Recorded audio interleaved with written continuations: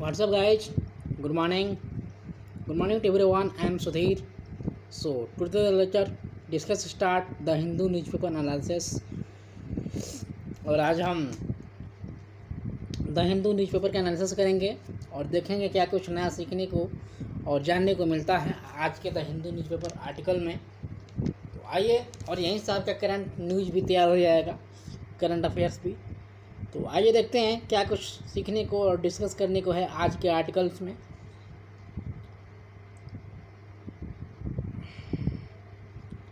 तो जब मैं सुबह में आर्टिकल रीडिंग कर रहा था तो हमें एक प्यारा सा आर्टिकल लगा जिसको हमको डिस्कस करना चाहिए, जो कि मार्केट फेलियर के बारे में बात कर रहा है। जो कि हमारे अभी आप लोग जान रहे हैं कि अभी कोविड-19 के सिचुएशन में एग्रीकल्चर को काफ़ी आगे आया जा रहा था। एग्रीकल्चर को बोला जा रहा था कि एग्रीकल्चर काफ़ी आगे है। कोई भी सेक्टर नहीं चल रहा है, लेकिन एग्रीकल्चर सेक्टर चल रहा था अभी कोविड-19 में भी।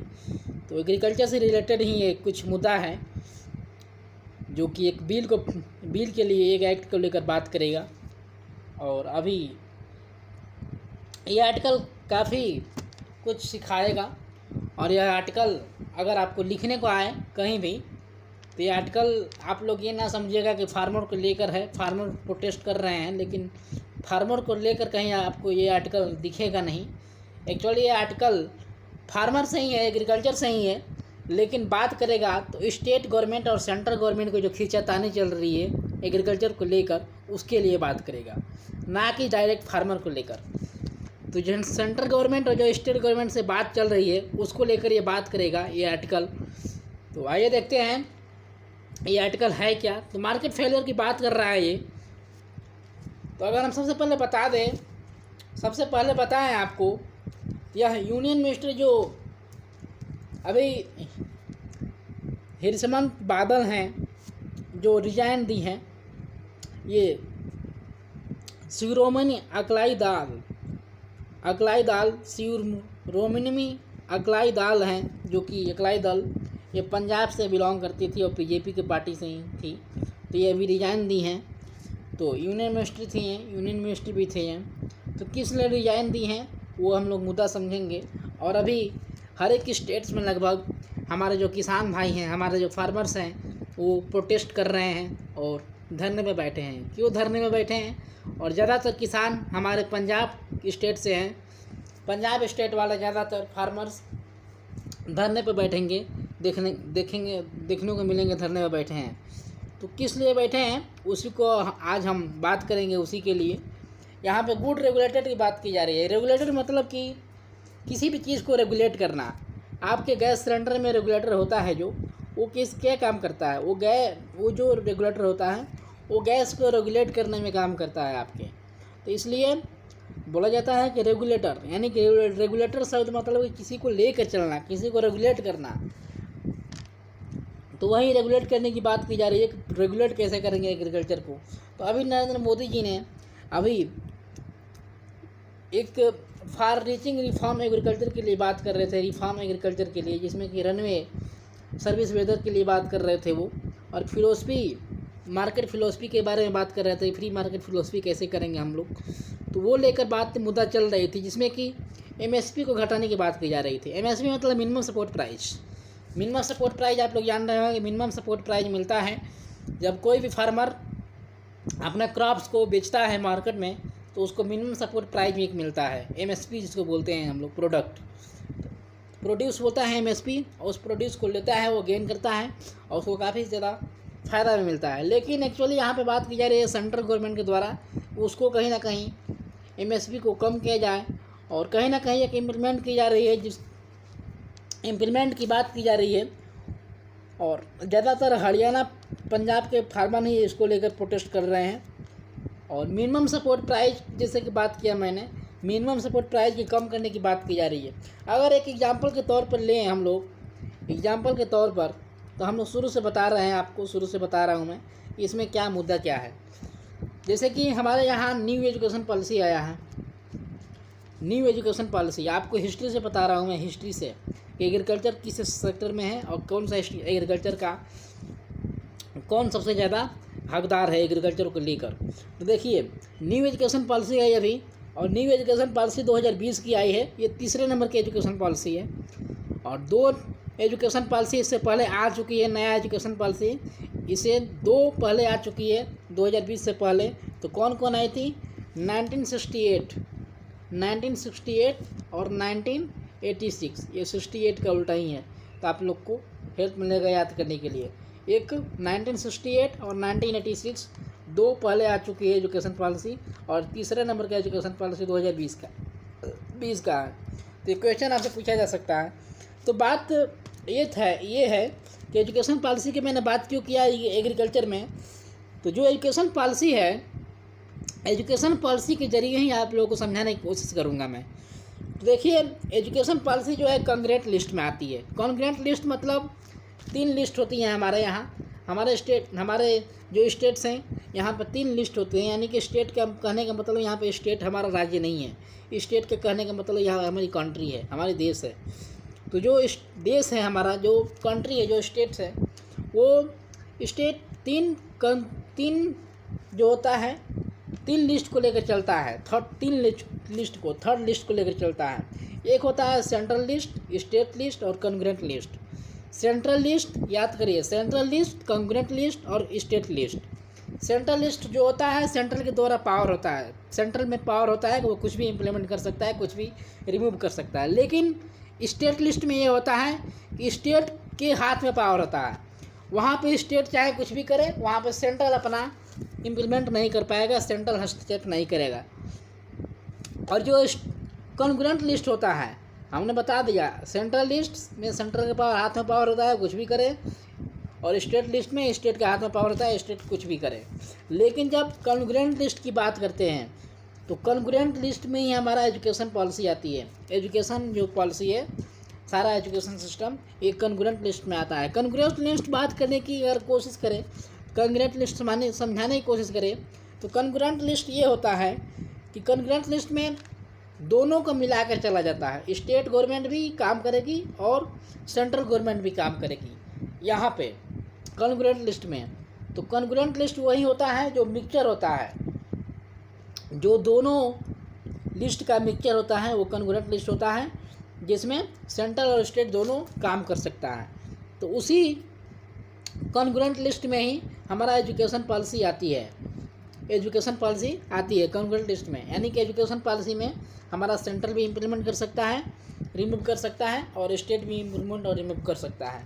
लेकिन अगर हम बात करें अपने एग्रीकल्चर के हिसाब से अगर हम बात करें, एग्रीकल्चर के और फोकस दें। अगर एजुकेशन तो आप लोग समझ गए हों कि एजुकेशन कैसे क्या है, लेकिन अगर एग्रीकल्चर पे फोकस दें हम, तो इसी से रिलेटेड एग्जांपल में हम एग्रीकल्चर को बता रहे हैं। एग्रीकल्चर को समझने की कोशिश करिए। एग्रीकल्चर जो है, एग्रीकल्चर वो हमारा स्टेट लिस्ट में आती है। जी हाँ, एग्रीकल्चर जो है हमारा स्टेट लिस्ट में आती है, और एग्रीकल्चर का पावर है स्टेट के हाथ में। स्टेट के हाथ में सारे एग्रीकल्चर का पावर था। अभी तक एग्रीकल्चर का पावर स्टेट के हाथ में था, और स्टेट चाहे कुछ भी करे, उसमें हमारा जो सेंट्रल गवर्नमेंट है उसमें हस्तक्षेप नहीं कर सकती है, उसमें वो कुछ भी नहीं कर सकती है, उसका पावर नहीं है सेंट्रल का। हमारे एग्रीकल्चर के हिसाब से एग्रीकल्चर में सिर्फ स्टेट का ही पावर है, और एग्रीकल्चर स्टेट लिस्ट में आती है, ना ही कॉन्ग्रेंट लिस्ट में आती है और ना ही सेंट्रल लिस्ट में आती है। आपको पता होना चाहिए, जो एग्रीकल्चर है वो स्टेट लिस्ट में आती है। लेकिन अभी जो फ़िलहाल तत्काल चल रही है, अभी जो सिचुएशन है, ये जो आर्टिकल दिया है, आर्टिकल के हिसाब से सिचुएशन में बता रहा हूँ। जो आर्टिकल का सिचुएशन है, अभी मैंने क्या बताया, जो एग्रीकल्चर है वो स्टेट के लिस्ट में आती है। लेकिन अभी जो सेंट्रल गवर्नमेंट है वो चाह रही है, सेंट्रल गवर्नमेंट वांट टू कि एग्रीकल्चर अभी हमारे सेंट्रल के स्टेट में आ जाए। बात सुनिए ध्यान से। अभी जो सेंट्रल गवर्नमेंट चाह रही है कि सेंट्रल के लिस्ट में हमारा एग्रीकल्चर आ जाए, ताकि हम सारा पावर अपना इम्प्लीमेंट कर सके एग्रीकल्चर पे। एग्रीकल्चर पे सारा पावर इम्प्लीमेंट कर सके। सेंट्रल चाह रही है कि सेंट्रल स्टेट में, सेंट्रल लिस्ट में आ जाए हमारा एग्रीकल्चर, लेकिन एग्रीकल्चर हमारा स्टेट लिस्ट में है। स्टेट लिस्ट में है, कहीं ना कहीं सेंट्रल को नुकसान देखने को मिलेगा, कहीं ना कहीं स्टेट अपना इम्प्लीमेंट करेगा और सेंट्रल के हाथ में पावर नहीं रहेगा। और कहीं ना कहीं अगर बाई चांस सेंट्रल के हाथ में ये एग्रीकल्चर आ गया, जैसे कि एजुकेशन है, तो आप लोग समझ रहे हैं कि एजुकेशन की कैसी पॉलिसी चल रही है। और एजुकेशन क्या है, हम बात तो किए हैं कि नया एजुकेशन पॉलिसी आया है निकल कर, लेकिन क्या ये इम्प्लीमेंट हो पाएगी या नहीं हो पाएगी, क्या इसको सही से लेकर चला जा सकता है नहीं चला जा सकता है, वो इम्प्लीमेंट होने के बाद ही दिखेगा। लेकिन अभी तक जो सिचुएशन थी एजुकेशन की, आप लोग देख ही रहे हैं कि कौन एजुकेटेड है और कौन क्या है और कैसे कार्य चल रहा है एजुकेशन पे। तो ऐसे ही हालत हो जाएगी, बदतर हालत हो जाएगी हमारे एग्रीकल्चर की भी, अगर सेंट्रल के हाथ में पावर कहीं ना कहीं आ गई तो इसलिए स्टेट नहीं चाहती है कि, और स्टेट को जो इतना भी फ़ायदा होता है एमएसपी का, मिनिमम सपोर्ट प्राइस का, या जो भी टैक्स होता है, तो ये कहीं ना कहीं इसके हाथ से ये हक निकल जाएगा और सेंट्रल के हाथ में चला जाएगा। तो यही बात कर रहा है हमारा जो आर्टिकल है आज का। तो ओवरव्यू में मैं बताया। अगर हम बात करें आगे, अगर हम आगे बात करें इसमें, तो सेंट्रल तो चाह रही है कि एग्रीकल्चर को अपने हाथ में लिया जाए, एग्रीकल्चर को अपने हक में लिया जाए। लेकिन अगर हम बात करें एपीएमसी की, एपीएमसी, जी हाँ, एपीएमसी के बारे में समझिए आप। एपीएमसी जो होता है, एपीएमसी आपको देखने को मिल रहा होगा यहाँ। एपीएमसी होता है एग्रीकल्चर प्रोड्यूस मार्केट कमेटी। जी हाँ, एग्रीकल्चरल प्रोड्यूस मार्केट कमेटी होता है एपीएमसी जिसको बोलते हैं। और एमएसपी जिसको बोलते हैं, एमएसपी हो जाता है मिनिमम सपोर्ट प्राइस। तो अगर एपीएमसी की बात करें हम, तो एपीएमसी होता है एग्रीकल्चर प्रोडक्ट मार्केट कमेटी। तो मैंने क्यों बोल रहा है बार बार, कि इसलिए कि आप लोग को याद हो जाए, इसका फुल फॉर्म कभी पूछा जा सकता है।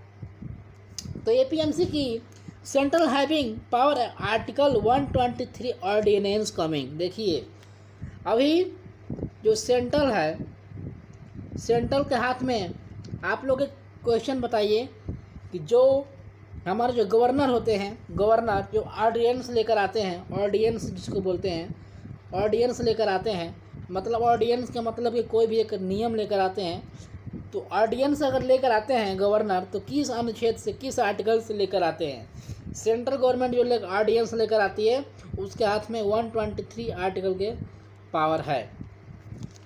123 जो आर्टिकल है, 123 वो आर्टिकल का पावर के हिसाब से हमारा जो सेंट्रल गवर्नमेंट है कोई भी ऑर्डिनेंस लेकर आती है, ऑर्डिनेंस लेकर आती है, ठीक है।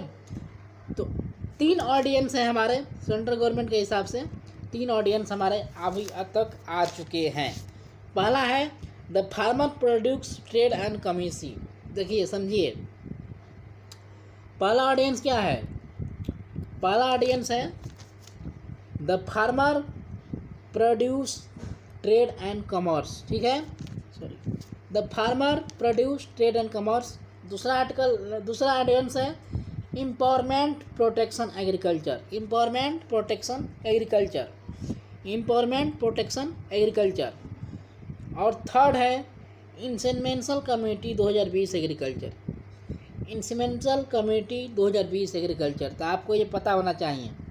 तो ये जो होता है, ये farmer produce trade and commerce, अभी जो 2 मैंने बताया लास्ट में 2, जैसे कि एम्पावरमेंट प्रोटेक्शन एग्रीकल्चर और इंसेंमेंटल कम्युनिटी 2020 एग्रीकल्चर, इस पे कोई भी बात अभी नहीं चल रही है, ये सब सही चल रहा है। लेकिन मुद्दा कहाँ पे है, प्रॉब्लम कहाँ पे है, प्रॉब्लम फेस कहाँ पे करना पड़ रहा है और इसमें ऑब्जेक्शन कहाँ पे लग रहा है। तो पहला वाला जो होता है, पहला वाला जो है ऑर्डिनेंस, फर्स्ट वाला जो ऑर्डिनेंस है, जो the farmer product trade community वाला, ट्रेड कॉमर्स वाला जो ऑर्डिनेंस है, ट्रेड कॉमर्स वाला, इस पे कहीं ना कहीं मुद्दा अभी चल रहा है।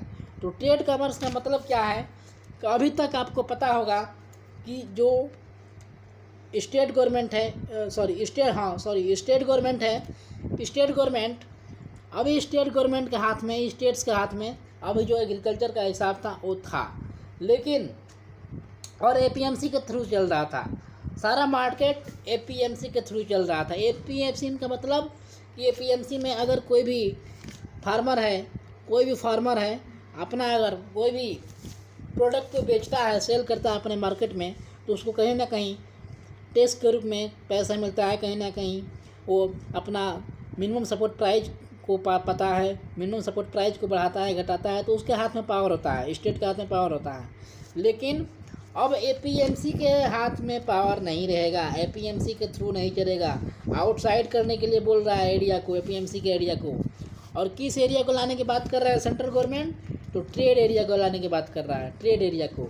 अब समझिए ट्रेड एरिया क्या होता है। एपीएमसी में आप लोग समझ गए होंगे कि एपीएमसी मतलब कि स्टेट के हाथ में पावर होगा और जैसा चाहे मिनिमम सपोर्ट प्राइस लगा सकता है, कुछ भी इम्प्लीमेंट कर सकता है, कुछ भी हटा सकता है। लेकिन अगर ट्रेड एरिया के बारे में हम बात करें, ट्रेड एरिया के बारे में, तो ट्रेड एरिया के बारे में अगर हम बात करें तो ट्रेड एरिया में जब पावर आ जाता है सेंट्रल का, तो ट्रेड एरिया में जब सेंट्रल का पावर आता है आ जाएगा तो ट्रेड के जरिए यहाँ पे काम किया जाएगा, ट्रेड के जरिए। और यहाँ पे ना आपको एमएसपी मिलेगा बढ़िया से, मिनिमम सपोर्ट प्राइस भी नहीं मिल पाएगा, और ना आपको एपीएमसी के थ्रू काम करना पड़ेगा, और ना आपको एमएसपी मिल पाएगा, और ना ही आपको कोई भी टैक्स के थ्रू। और जो भी इसमें भुचोलिया होते हैं, भुचोलिया मतलब कि जो भी इसमें काम करने वाले लोग होते हैं, और जिसको बोलते हैं हम लोग भुचोलिया, आप लोग समझ गए होंगे कि जो बीच बीच में अपना काम करते हैं और अपना फ़ायदा उठाते हैं, तो वो जो होते हैं भुचोलिया, उनको भी यहाँ पे हटाने की बात की जा रही है सेंट्रल गवर्नमेंट के द्वारा। जो भुचोलिया होते हैं उनको हटाओ और एक अच्छा मार्केट बनाओ, एक अच्छा मार्केट बनाओ, और भुचोलिया को हटाकर एक अच्छा मार्केट बनाने की कोशिश कर रहा है सेंट्रल गवर्नमेंट। तो कहीं ना कहीं सेंट्रल गवर्नमेंट का भी हाथ सही है, कहीं ना कहीं सेंट्रल गवर्नमेंट भी काम कर रही है अच्छा, क्योंकि वहाँ पे भुचोलिया अगर हट जाएंगे तो हमारा सीधा जो बेनिफिट होगा वो हमारे एग्रीकल्चर के जो फार्मर हैं उनको होगा। तो कहीं ना कहीं जो बीच में से जो बोलते हैं, जो बीच में से अगर कोई भी एक स्कीम आता है तो जो बीच वाले उस स्कीम को आधा गायब कर देते हैं, तो वहीं की सिचुएशन सेम होती है हमारे एग्रीकल्चर में। एग्रीकल्चर में कोई भी प्रोडक्ट अगर बेचा जाता है तो कहीं ना कहीं एक किसान अगर उस चीज़ को उपजाऊ कर रहा है, उसके बाद कहीं ना कहीं फिर सेलर के यहाँ ले जा रहा है, फिर वो सेलर कहीं और मार्केट में ले जाएगा। तो ऐसे बीच बीच में जो गायब होता रहता है, ये भुचोलियों को हटाने की बात कर रहा है सेंट्रल गवर्नमेंट कि भुचोलियों को हटाओ और सीधा जो प्रोडक्ट है वो सीधा प्रोडक्ट हमारे, और सीधा पैसा जो हमारा एग्रीकल्चर के जो वर्कर हैं, एग्रीकल्चर के जो फार्मर है उनके पास जाए। तो यही हमारा सेंट्रल गवर्नमेंट कहने का मतलब यही है। और अगर ये सब हटा देंगे तो जो बीच में भुचलिया हैं उनके लिए ज़्यादा कष्ट हो रहा है। तो वहीं यहाँ पे विरोध कर रहे हैं सेंट्रल गवर्नमेंट का कि हम लोग कहाँ जाएंगे भाई। जो छोटे छोटे किसान हैं वो कहाँ जाएंगे। और कहीं ना कहीं अगर सेंट्रल के हाथ में पावर दे दे तो ये अपना मनमौजी करने लगेगा। वो कहेगा कि अब एमएसपी इतना रहेगा, मैं तो इतना में ही बेचूंगा, आप चाहे बेचो या ना बचो। तो ये कहीं ना कहीं सेंट्रल गवर्नमेंट के हाथ में आ जाएगा। और कहीं ना कहीं यहाँ पे बिजनेसमैन, बड़े मैन कहीं ना कहीं यहाँ पे इम्प्लीमेंट हो जाएंगे, और बिजनेसमैन कहीं ना कहीं यहाँ से लाभ उठाना पाएंगे। और कहीं ना कहीं हमारे जो छोटे किसान हैं उनको कहीं ना कहीं फ़ायदा नहीं मिल पाएगा। तो यही सिचुएशन अभी इसी को लेकर धरना दे रहे हैं हमारे किसान भाई, जिससे को इम्प्लीमेंट किया जाता है। अगर कमीशन ऑफ फार्मर की बात करें, NCF national commission of farmer, तो ये मार्केट 80 स्क्वायर किलोमीटर की बात करता है। ये जो APMC सिस्टम है ये एरिया इतना किलोमीटर की बात करता है, 434.48 किलोमीटर की बात कर रहा है। तो यही था। और देखिए ट्रेड एरिया में अगर करने की कोशिश कर रहा है हमारा सेंट्रल गवर्नमेंट, बल्कि APMC सेंट्रल को नहीं स्टेट को फ़ायदा देता है। ये बात ध्यान रखिएगा कि जो APMC होता है, APMC वो सेंट्रल को नहीं स्टेट को फ़ायदा देता था, और इसीलिए APMC को हटाने की बात कर रहा है सेंट्रल गवर्नमेंट, ताकि ट्रेड में अगर आएगा ट्रेड में तो ट्रेड कमीशन में हमारा जो सेंट्रल का पूरा फ़ायदा होगा, सेंट्रल का पूरा फ़ायदा होगा। और सेंट्रल चाहे जिसको भी इम्प्लीमेंट कर सके और जिसको भी ला सके, यहाँ पे जिसको भी हक दे सके। और बाकी जो बच्चे हमारे जो फार्मर है, छोटे छोटे फार्मर, उनको कहीं ना कहीं नुकसान होगा। इसलिए यहाँ पे विरोध किया जा रहा है सारे किसानों के द्वारा। मॉडल एक्ट की बात करें तो मॉडल एक्ट भी हम लोग इम्प्लीमेंट नहीं कर पाए। किसान बोल रहे हैं, सेंट्रल बोल रहा है कि कहीं ना कहीं आप मॉडल एक्ट भी इम्प्लीमेंट नहीं कर पाए। मॉडल एक्ट था 2002 और 3 का, जो कि नॉट सपोर्ट इम्प्लीमेंट हो पाएगा। जो कि मॉडल एक्ट था 2003 का, उसमें ये बोला जा रहा था कि उसमें हमारा जो एपीएमसी था, एपीएमसी को लेकर चला जाएगा, लेकिन एपीएमसी को भी एपीएमसी में भी आप कुछ ना कुछ बदलाव कर दिए। क्यों? क्योंकि यहाँ पे सेंट्रल गवर्नमेंट में नहीं था, सेंट्रल गवर्नमेंट का पावर नहीं था, यहाँ पे स्टेट गवर्नमेंट का पावर था, और स्टेट गवर्नमेंट के पावर को आपने ख़त्म कर दिया, और जो सेंट्रल गवर्नमेंट का पावर बचा था उसको आपने रखा। इसलिए मॉडल 2002 का था उसको भी आपने ख़त्म कर दिया। तो ये कहीं ना कहीं कुल मिलाकर मैं आपको ओवरव्यू दे देता है इस आर्टिकल का, ओवरव्यू कि इस आर्टिकल में कहना क्या चाह रहा है राइटर, और राइटर क्या कहना चाह रहा है, और हमारा जो फार्मर्स हैं, जो स्टेट्स हैं, वो क्या कहना चाह रहा है, और जो सेंट्रल है वो क्या कहना चाह रहा है। कुल मिलाकर यहाँ पे ओवरव्यू आप सुन लीजिए। ओवरव्यू ये था कि पहले एपीएमसी का लाया, एपीएमसी सेंट्रल गवर्नमेंट ने एपीएमसी लाया, ठीक है, और एपीएमसी को बोला कि स्टेट गवर्नमेंट को, एपीएमसी को स्टेट गवर्नमेंट को बोला कि आप अपने हिसाब से इसमें फॉलो करिए। एपीएमसी पहले सेंट्रल गवर्नमेंट लेकर आया और स्टेट गवर्नमेंट को बोला कि आप अपने हिसाब से इसमें फॉलो करिए, अपने हिसाब से इम्प्लीमेंट करिए। स्टेट गवर्नमेंट ने ऐसा कुछ नहीं किया, ठीक है, स्टेट गवर्नमेंट ने ऐसा कुछ नहीं किया। स्टेट गवर्नमेंट ने अपने तरफ से अपना अलग अलग कार्य किया, जैसे बिहार में अलग कार्य किया, यूपी में अलग कार्य किया, झारखंड में अलग किया, पंजाब में अलग तरीके से किया, हरियाणा में अलग तरीके से किया। तो अलग अलग तरीके से सारे स्टेट ने अपना कार्य किया, ना कि सेंट्रल के गवर्नमेंट के द्वारा बताने के हिसाब से किया। उसके बाद यहाँ पे अभी सिचुएशन फ़िलहाल अभी प्रेजेंट टाइम में सिचुएशन ये निकल कर आया सेंट्रल गवर्नमेंट के द्वारा। ये सेंट्रल गवर्नमेंट ने सोचा कि हमारे कहने पे स्टेट गवर्नमेंट चल नहीं रहा है। मैंने बोला कि हमारे हिसाब से चलो, मैंने ये एपीएमसी दिया है और एपीएमसी को अपने हिसाब से थोड़ा थोड़ा कर चेंज करके अपना इम्प्लीमेंट करो। लेकिन कुछ भी ऐसा इसके कहने पर, सेंट्रल गवर्नमेंट के कहने पर नहीं किया, ये अपने अपने हिसाब से सारे स्टेट चल दिए। तो यही बात की जा रही है अभी, जब हमारा जो सेंट्रल गवर्नमेंट है और जो स्टेट गवर्नमेंट है, तो इसी के बीच में तनातनी चल रहा है। और तब जाकर अल्टरनेटिव लेकर आया सेंट्रल गवर्नमेंट, जो कि ट्रेड कॉमर्स कहते हैं, हम लोग ट्रेड कॉमर्स कह रहे हैं। तो ट्रेड कॉमर्स एपीएमसी का ही अल्टरनेटिव है। अल्टरनेटिव मतलब एपीएमसी के जैसा ही है, लेकिन एपीएमसी जो होता है स्टेट गवर्नमेंट के हक में देता है, लेकिन जो ट्रेड होगा वो सेंट्रल गवर्नमेंट के हक में पूरा आ जाएगा। तो यही हमारा आर्टिकल का मुद्दा था आज का। आई होप कि आप लोग समझ गए होंगे और इन्जॉय किए होंगे आज का लेक्चर। तो आई होप कि आप लोगों को बहुत ज़्यादा नॉलेज गेन करने को मिला होगा यहाँ से, और सारा चीज़ समझ गए होंगे। आई होप कि सारा क्लियर होगा आपका टॉपिक आज का। देखिए, आप टेलीग्राम पर भी ज्वाइन हो सकते हैं। हमारे टेलीग्राम का आपको सारा पीडीएफ मिल जाएगा टेलीग्राम पे, और करंट अफेयर्स भी आता है, करंट अफेयर्स का पीडीएफ मिल जाएगा, और सारा नोटिफिकेशन और सबसे पहले नोटिफिकेशन वहाँ पे मिल जाएगा। अदर इन्फॉर्मेशन भी जैसे प्रोवाइड की जाती है वहाँ पे, तो आप लोग वहाँ पे जुड़ सकते हैं, और फेसबुक ग्रुप में भी जुड़ सकते हैं, और सारा लिंक आपके डिस्क्रिप्शन बॉक्स में है। आप लोग देखिए और इन्जॉय करिए। Thank you for listening. जय